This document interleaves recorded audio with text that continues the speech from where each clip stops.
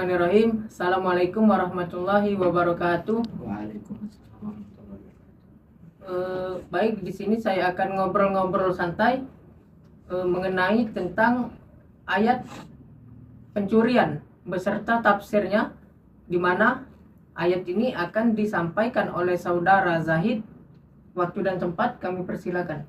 Baik, bismillah ya. Terima kasih untuk saudara Aldi yang dimana telah memberikan saya kesempatan untuk menjelaskan tentang ayat pencurian, yaitu surah Al-Maidah ayat 38-39.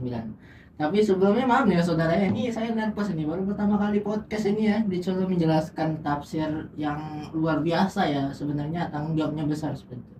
Namun saya bakal berusaha ya menjelaskan sebaik mungkin ya, sejelas mungkin tentang ayat-ayat ini. Baik, bismillah, saya bacakan dulu ayatnya.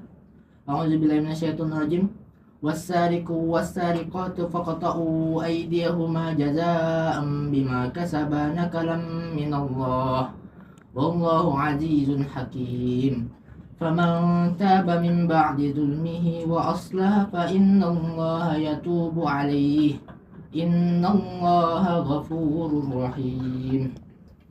Baik, yang artinya adalah laki-laki yang mencuri dan perempuan yang mencuri, potonglah tangannya.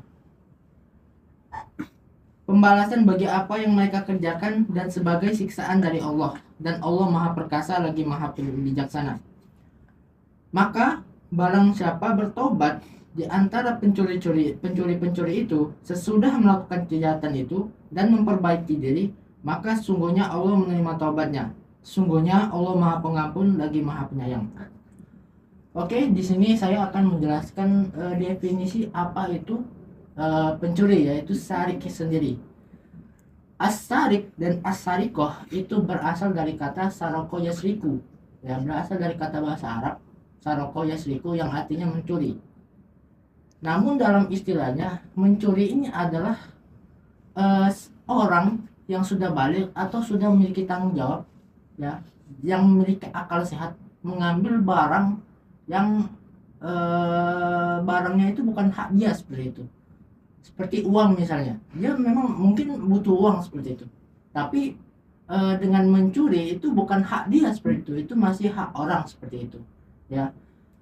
Dan di sini juga dijelaskan ya, topiknya adalah wasariku dan wasarikoh, yang dimana as-sarik adalah pencuri dengan domir laki-laki seperti itu, sedangkan as-sarikoh itu adalah pencuri dengan domir perempuan seperti itu. Nah, yang jadi pertanyaannya adalah kenapa domir laki-laki tersebut lebih duluan disebut daripada domir perempuan seperti itu, ya. Jawabannya adalah karena laki-laki itu lebih beresiko, lebih berani mentalnya untuk melakukan kejahatan. Karena seperti yang kita tahu, misalnya kita pada saat kecil saja, ya, itu pada saat sekolah dengan teman-teman sekolah itu saling ngejek-ngejek gitu kan sama anak laki-laki. Sedangkan kalau kita perhatikan di anak-anak perempuannya, mereka itu jarang sekali yang namanya saling mengejek-ejek, saling membuli, itu jarang, ya. Jadi bisa, itu yang menjadi tolak ukur kenapa laki-laki itu lebih duluan seperti itu daripada perempuan itu dalam konteks mencuri ini, gitu.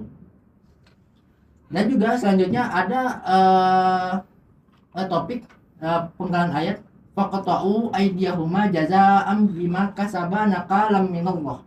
Ya, yang dimana di situ ada faqta'u aydiyahuma, potonglah tangan keduanya, ya. Sebenarnya kalau kita dengar kata-kata potonglah kedua tangannya dalam konteks mencuri ini, ya, itu sebenarnya kalau kita pikirkan itu adalah hal yang sadis seperti itu kan. Seperti yang kita tahu bahwa agama Islam itu adalah agama yang damai seperti itu. Kalau secara logika harusnya hukum itu tuh harusnya tidak ada seperti itu kan. Harusnya lebih manusiawi, apalagi di zaman sekarang yang dimana kalau jangankan potong tangan, kita mukul sedikit saja itu sudah kena undang-undang HAM seperti itu. Namun konteksnya potong tangan ini adalah hukum Islam. kita tahu Islam adalah agama yang dinamis, maka dari itu eh, hukum ini juga mengikuti hukum yang ada di negara tersebut. Misalnya hukum yang ada di Arab Saudi seperti itu. Arab Saudi masih menganut hukum Islam seperti itu. Maka kalau kita misalnya kalau dari pengalaman-pengalaman yang sudah datang ke Mekah atau Madinah yang habis umrah atau haji, di sana itu banyak sekali orang yang tangannya itu udah nggak ada karena mereka itu mencuri seperti itu. Itu di negara hukum Islam. Sedangkan kalau kita pindah di negara Indonesia yang dimana kita tahu bahwa Indonesia ini bukan penganut hukum Islam seperti itu, karena kita lebih mementingkan persatuan kan, Bhinneka Tunggal Ika. Maka dari itu hukum ini tuh bukan ditinggalkan, tapi lebih ke menyamaratakan agar umat selain Islam itu bisa menerima seperti itu. Mungkin itu penjelasan yang tentang ayat 38 tadi seperti itu. Oke, baik. Di sini saya ada sedikit pertanyaan untuk Saudara Zahid. Dalam konteks Indonesia sekarang ini, bagaimana cara menerapkan nilai atau makosid dari ayat 38 tadi tanpa harus memotong tangan secara literal? Oke, ini pertanyaannya cukup dalam guys ya sebenarnya. Ini agak sulit juga sebenarnya, tapi nggak sulit-sulit juga. Oke, saya akan jelaskan sebenarnya apa sih tujuan dari pemotongan tangan itu sebenarnya. Pemotongan tangan dari pencurian itu tujuannya adalah untuk menimbulkan efek jerah seperti itu. Jadi sebenarnya kita ya seperti yang saya katakan tadi, Indonesia itu bukan penganut hukum Islam seperti itu. Kita penganut hukum positif. Jadi hukuman efek jerah tadi itu bisa kita ganti selain dengan potong tangan. Karena tujuannya tetap sama, efek jerah. Karena pencurian, hukum pencurian itu sudah dijelaskan dalam KUHP dan UUD dan semacamnya seperti itu.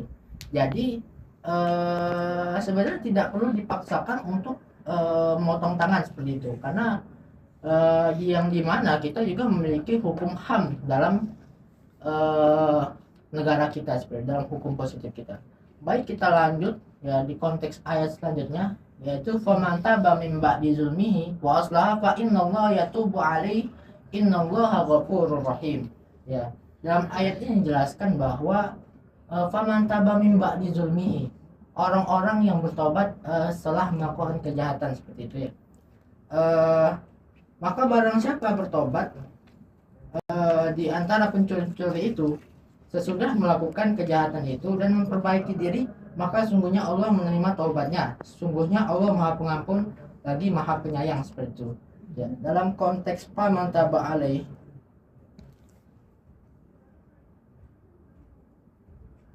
di ayat ini Allah menjelaskan hukum bagi para pencuri yang menyesali perbuatannya, bertobat serta memperbaiki dirinya. Setelah itu mengganti barang curiannya kepada pemiliknya. Jadi Allah itu menerima orang yang bertobat setelah mereka melakukan pencuriannya. Jelaskan juga Allah azizun fa innallaha yatubu alaihi innallaha ghafurur rahim. Sungguhnya Allah itu maha pengampun seperti itu.